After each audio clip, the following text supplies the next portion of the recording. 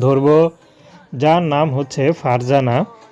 ফারজানার বিয়ে শাদী হয়নি। ফারজানা বিয়ের জন্য ইউটিউবে এসেছেন। তো ফারজানার নানি আছে, নানি ছাড়া পৃথিবীতে তার আর কেউ নেই।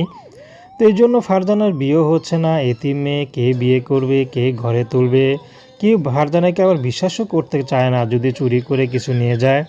তো ফারজানার একটি কথা, আমি গরিব হতে পারি কিন্তু আমার মধ্যে ঈমান আছে।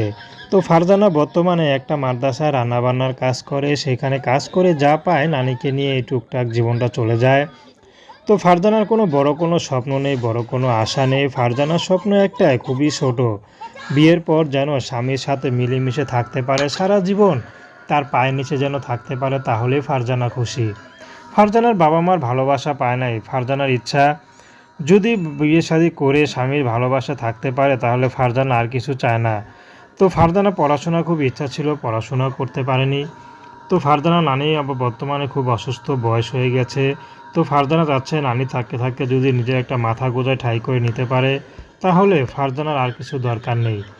তো দর্শক, এই ছিল ফারজানার জীবনের সংক্ষিপ্ত